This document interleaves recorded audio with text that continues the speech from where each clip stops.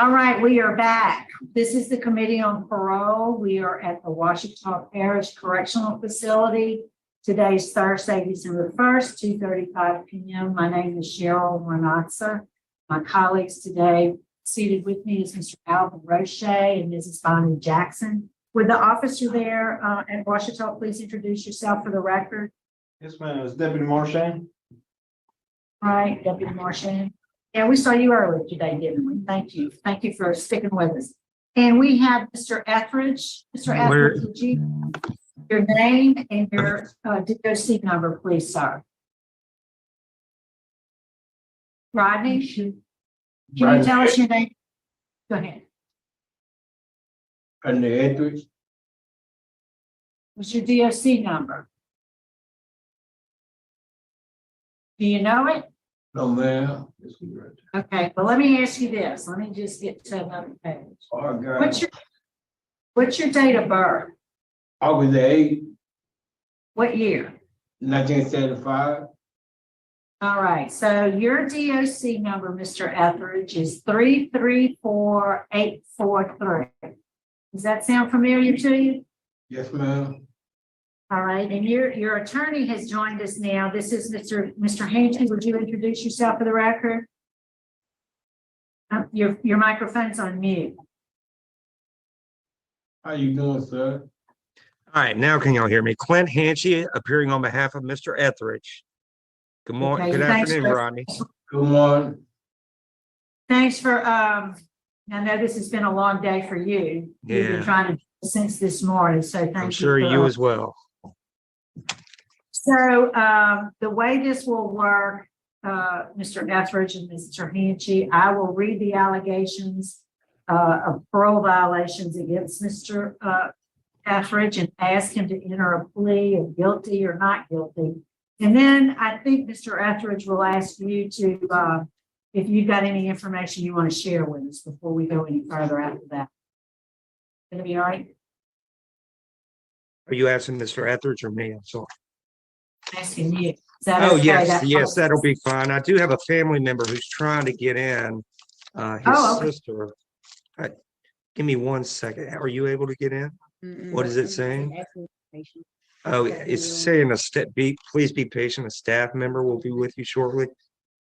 Can y'all let her in? What's her name? Kawana Etheridge. Lana Etheridge. And I have my assistant with me as well. I'm not, can she be let in as well? Nicole Ammon? Recording in progress.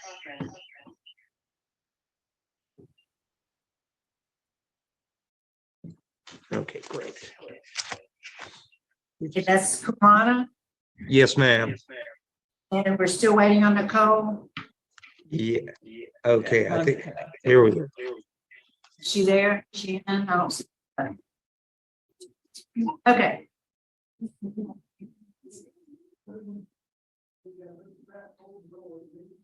Okay, and so Mr. Hanchy, I'm not, if you need to enter the plea on Mr. behalf, let us know. All right, Mr. Etheridge, do you realize you're here for a parole revocation decision? Yes, ma'am. You understand the allegations against you? Yes, ma'am. Okay, so I'm going to read the allegation against you, and I'm going to ask you to enter a plea of guilty or not guilty after each one. And then we're going to turn it over to your attorney, Mr. Hanchy, to give us a presentation. I will, if it's okay with you, Mr. Hanchy, that he did sign a parole revocation questionnaire, and I believe, though, at that time, it was determined he was eligible for and should have appointed counsel. And as it's my understanding, there has appointed counsel. Muted again. Okay, yes, that is correct. Okay, thank you.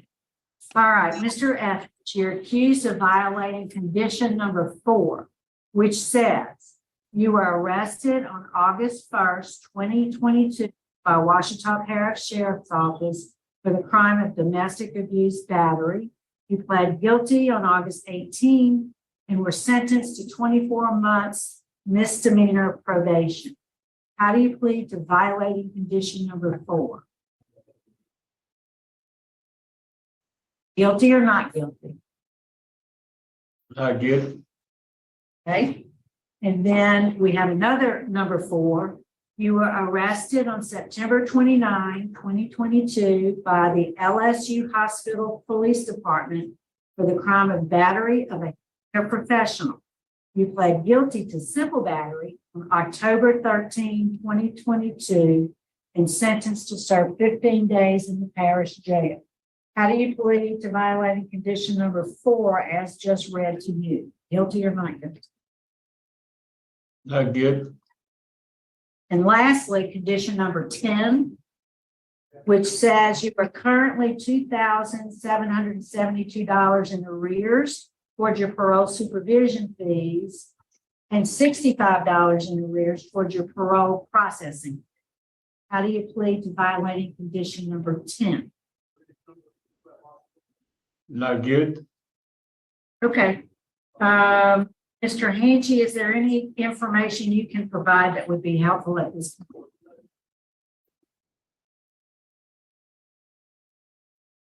Absolutely. Mr. Etheridge is quite simply not the same person he was 3 years ago. Beginning at 2020, he had congestive heart failure, and shortly after that, he got COVID. I'm not sure if you're aware, congestive heart failure and COVID don't really jive, and they certainly didn't for him. He ended up having 7 strokes. He was hospitalized for 5 days. In July of 2021, he formed blood clots. That's when he had the 7 strokes. They had to put him in a medically induced coma for a month. The doctors, in fact, advised to pull life support, but the family did not do that. He came to September 5, 2021 out of the medically induced coma. He went to Ruston Rehab, and then basically his insurance ran out, as it always does. So he got sent to his sister's home. She's here with me now, Kawana, and she took care of him. It wasn't very long after that he started having blackout spells, seizures, and he's now on seizure medicine. And after these seizures, he go into what's called a postical state, where he's confused, he doesn't know where he is, and he's scared. Excuse me, sir. I'm sorry. I'm so sorry to interrupt, but I'm not sure if you and Miss Nicole are in the same space, but we're getting an echo and we're trying to record. So that's, if more than one device is on, we need somebody to turn the other one on. Okay, thank you. Go ahead. Is that better? I think we found it. Yes, right. that's good. So in April of 2022, he met a girl, and I'm not going to badmouth the girl, but he wasn't in a position to be in a relationship. Has too many health conditions. He blacked out one day, had a seizure, came to, and that was really the root of the DAV violation.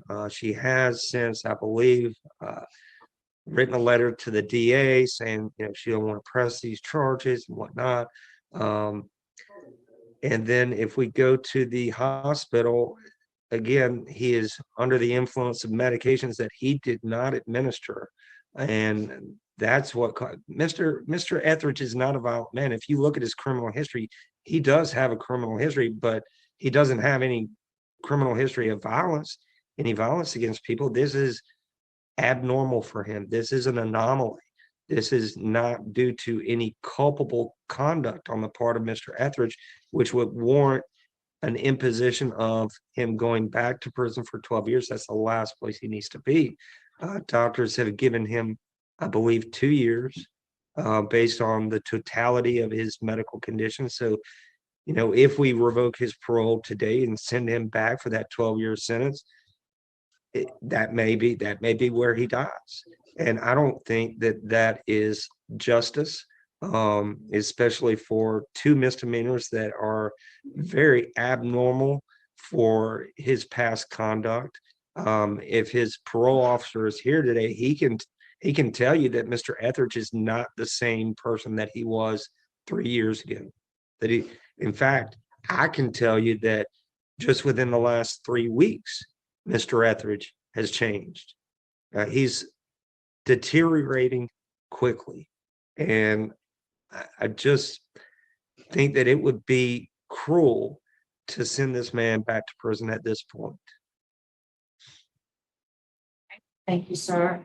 I don't have any questions. Do you, Mr. Rochelle? Okay. Good afternoon, Mr. Hanchy. How are you? Hey, doing well. How are you, sir? It's fine. Give us an idea of what his transition plan will be. Where will he live?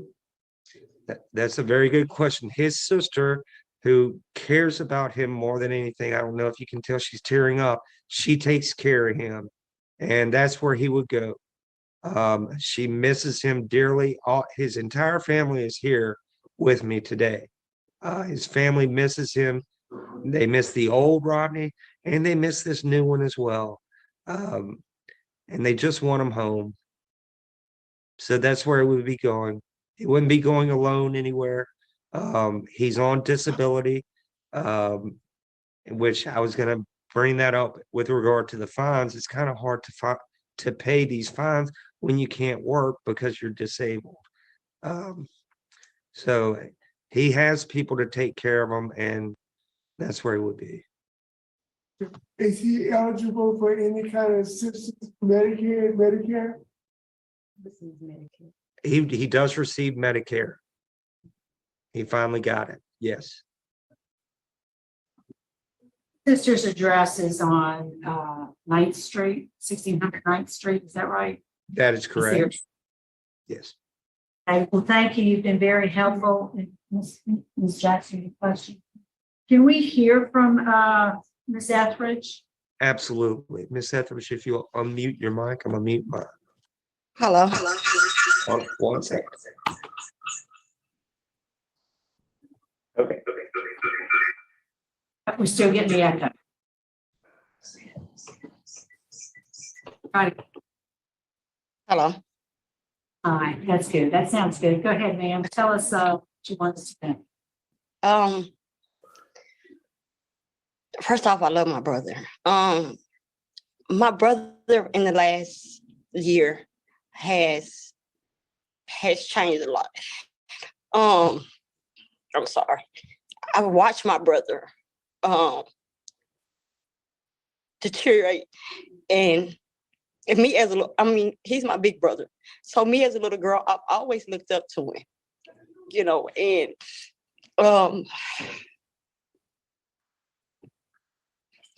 me watching him the last year, me treating him like a child, where my brother had got to the point they had told me to, you know, pull the plug. It wasn't nothing they could do. I just had faith, and I just wouldn't let him do it. And just watching my brother just go from where he was to being a healthy man to where only 114 pounds, being in diapers, not being able to walk. It hurts a lot. And my brother had blackout spells with me. And, you know, I went through that process because that's my brother. And I know somewhere deep down inside, he's got to be still in there. He don't know anything. If you ask him a question, he'll say yes, and then he'll say no, because he don't understand. Beautiful handwriting, he can't write anymore. Love to be outdoors, he can't even see, so he's scared to be outside. He's like a 6-year-old child, and he's still a man. We have some questions for you. Yes, ma'am. And first of all, just to say for your persistence in your care that you provided, are you? I see another address. He was at on Polk Street. Did you move from Yes, we moved to 9th Street? And so yeah, because your the Polk that's on 9th Street. Are you equipped? Sorry, I didn't hear you. Are you equipped to be able to care for him on a full-time basis? Absolutely. I'm sorry. And do you have help? Yes, ma'am. I have older children. I have a 23-year-old son, and I have a 22-year-old son, and I have a 18-year-old daughter. I'm sorry, and we're all there. Like I said, I'm next to the oldest of 9 kids, and we're all there for him. You have all your siblings will be able to. Yes, help ma'am. you. We're all here. Okay. And you did mention, I know that he is visually impaired also, which is a Ma'am. big failing. Was he at some point in a nursing home facility? Yes, ma'am. And was that because the funds ran out? Why was he moved from there? Just to go home? They took him from, he was at the hospital. He was in a medically induced coma. And I guess his time ran out at the hospital. So they let me know that they was putting him in a rehabilitation through his insurance. When they placed him there, he was in a medically induced coma. When he came out, he was frightened. They had to call me and say that, he was trying to leave because he didn't understand. So I had to go there and let him see who I was and let him know that everything would be okay. I would go 2-3 times. My sister would go just to let him know that, the family was still there, that he had to be there to get himself some help. But he couldn't understand that he couldn't walk. So he would slide out of bed to try to get away from when he wakes up. Okay. Well, thank you.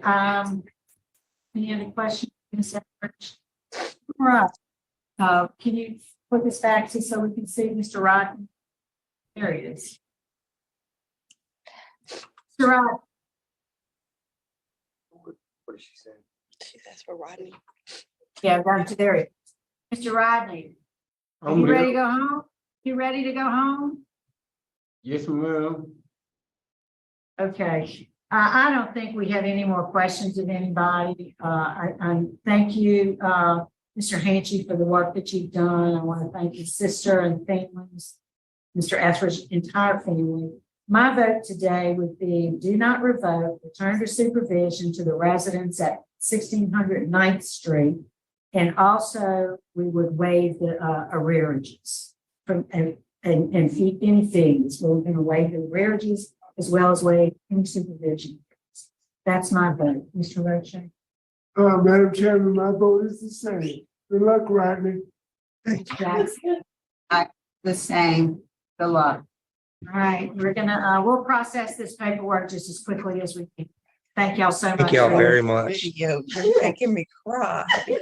We got a bunch of crying women here. Rodney, you'll be going home soon, okay? All right. And we want to thank the folks in Washita for accommodating us this afternoon. We are going to go ahead and adjourn. The time is 2:53. Monroe. Ms. Monroe. Thank you. All right, we did it. Wow. I obviously have zero objection to him getting out. They took him from, he was at the hospital. Holy cow, is all I can say. He had 7 strokes. That man is 48 years old, born in 1975.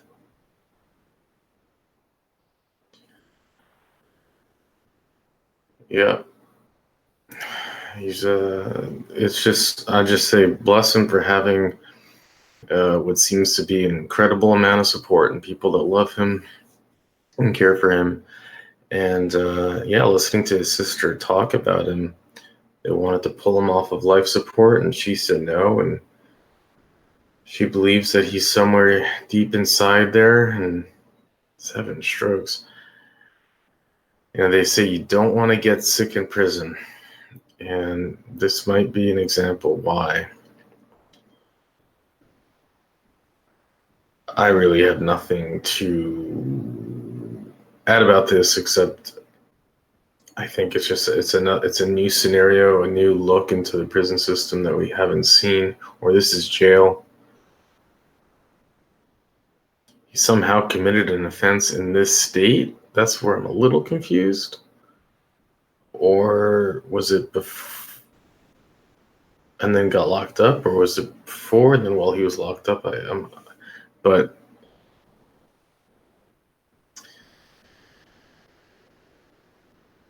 yeah, all the power to his family for all going to be willing to take care of him, I guess. Change him, feed him, wash him. Hopefully he can find a way to regain his, to recover. But with that, I'll let you go.